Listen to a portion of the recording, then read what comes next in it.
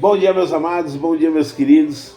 Bem-vindos ao Ideias no Papel, onde nós colocamos as nossas ideias no papel para termos uma visão mais clara. Esse canal tem como objetivo falar sobre história, falar também sobre situações do nosso dia a dia que envolvem a geopolítica internacional e que influenciam no Brasil. Então, eu gostaria que você se juntasse a nós, desse aquele like, adicione o canal e bora para uma resenha super descontraída, super de boa, sobre diversos assuntos do dia a dia, sobre história, sobre filosofia, sociologia, ciências políticas. Meu nome é Carlos Carvalho, sou formado em História, gosto muito de estudar e quero vocês aqui junto conosco. Então hoje nós vamos falar sobre a guerra, Israel e Palestina, e o que tem acontecido naquela região, correto? Bom, a grande pergunta que eu tenho da maioria dos meus alunos ou de pessoas que perguntam para mim é qual é o lado certo dessa história? Bom, gostaria de falar para vocês que, ao meu ver, não temos ali um lado certo. E eu vou explicar para vocês. Quero enfatizar que nossa análise agora será neutra, que realmente deixar claro que todas as ações do Hamas elas são veementemente desaprovadas pelo nosso canal e por mim mesmo. Então me coloco totalmente contra as ideias e as atitudes do Hamas, mas nós não podemos deixar de entender o que acontece naquela região e hoje você vai entender. Então vem comigo porque a gente vai entender. Mas para entender, eu gostaria de falar para vocês que hoje nós vamos falar sobre antissemitismo, genocídio e extrema-direita, tá? Mas para você entender tudo isso, você tem que entender um pouco da história daquela região. Porque só podemos ter uma visão clara com a história. Então eu vou te dar um compilado bem rapidinho, que aí você vai ter uma visão bem clara e entender o que está acontecendo. Não é maravilhoso? Então tá. A gente vai ter o personagem bíblico.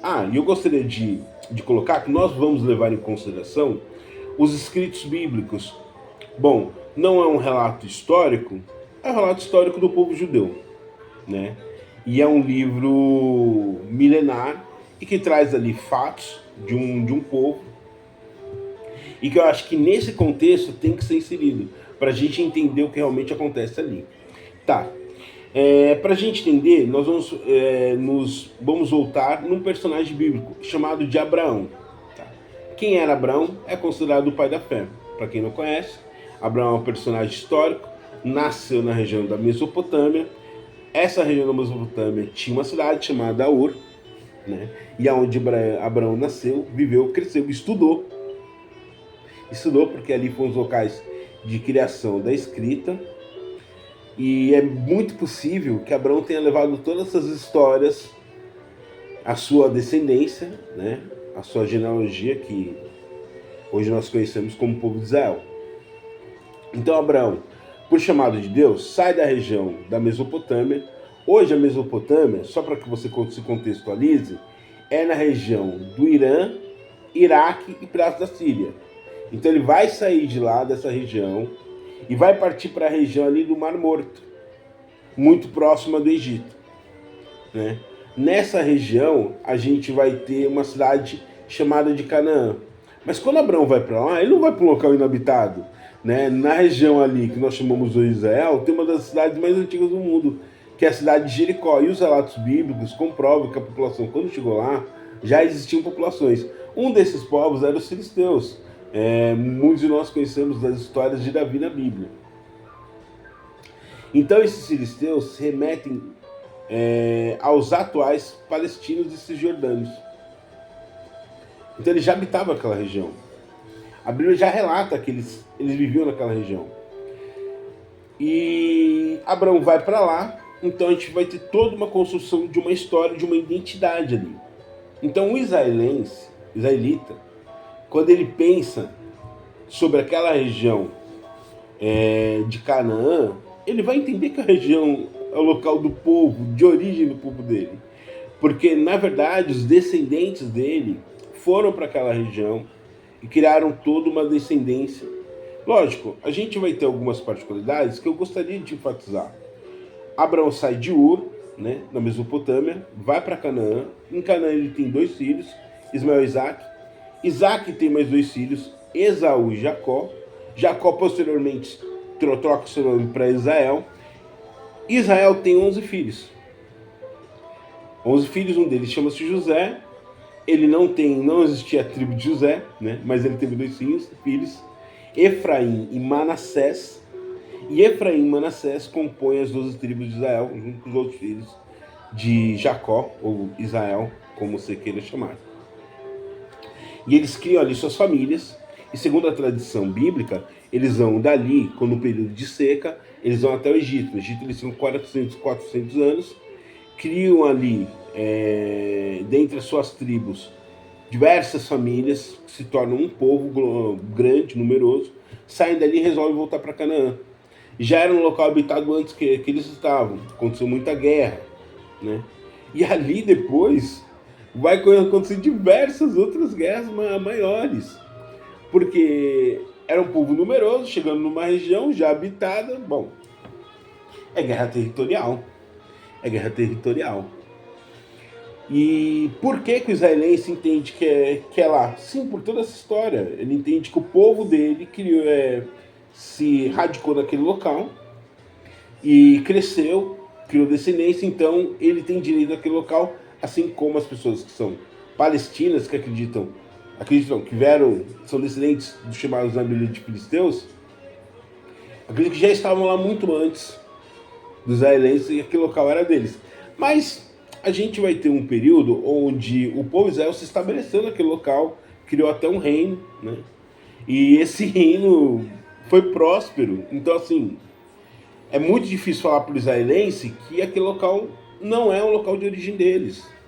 E assim como para o povo palestino. Então, percebamos o conflito.